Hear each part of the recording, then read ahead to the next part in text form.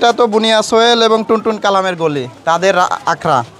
এখান থেকে তো সব হেলমেট টেলমেট আমরা মনে হয় লাখ লাখ টাকার ওদের ওই যে সামগ্রীগুলো ইয়ে করছে। কোন দিকে মাসুম, ওই গলি কোন দিকে কোন দিকে একটু লোক ঠিক করেন, ওদের বাসায় যাব। হ্যাঁ, আপনারা একটু ভেতরেও দেখান যে কি ভয়ানক অবস্থার মধ্যে মানুষজন বাস করে। এর মধ্যে যদি কোনোদিন আগুন লাগে কোনো কারণ আল্লাহ না করুক, তাইলে কি অবস্থা হবে? গন্ধ পাচ্ছেন? গন্ধ?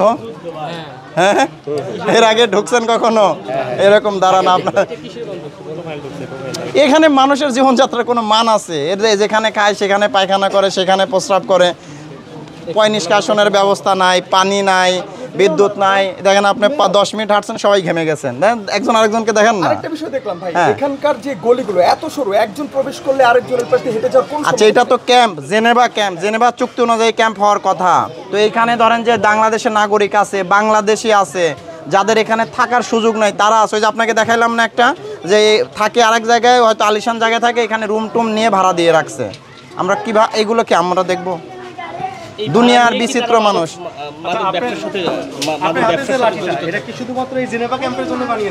এটা ভাই জেনেভা ক্যাম্পের জন্য 3000 টাকা দিয়ে কিনছি, কারণ এদের এরকম একটা লাঠি থাকা দরকার। ওই যে দেখলেন অনেক কাজে লাগে,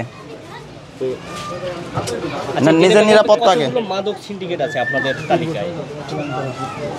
মাদক সিন্ডিকেট প্রত্যেকটা আপনার এখানে তো প্রায় 9টা সেক্টর আছে, প্রত্যেকটা সেক্টরে। আর এদের সাথে আবার বিভিন্ন শাখা প্রশাখা আছে, আবার হামলাকারী গ্রুপ আছে।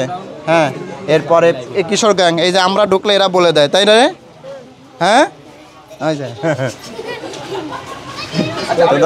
আপনারা কিছুক্ষণ আগে যখন প্রস্তুতি নিচ্ছিলেন, তখন এলাকার অনেকে বলছিল যে এখানে 5 বছর বয়সে যদি কারো মুখের কথা ফোটে, সেও কেউ কারো পরিচয় দিবে না। না, এটা কেউ কাউকে চেনে না। আমি আপনাকে দেখাবো, আসছেন তো সাথে, আজকে থাকেন, যে আমরা কি প্রতিকূল পরিবেশের মধ্যে। ধরেন এখানে ডিসি কোনো বালাই নাই, সব সময় আমরা এর মধ্যেই আছি। আপনি আজকে সবাইকে নিয়ে আসছেন, আর দেখেন যে আমরা তো মানে কতটা প্রতিকূল পরিবেশে, কতটা ঝুঁকি নিয়ে। এই যে আগে হয়তো কি এদিক থেকে আমাদের ওই যে মাথার উপর ঢিল মারতো, গরম পানি মারতো মহিলারা এখানকার।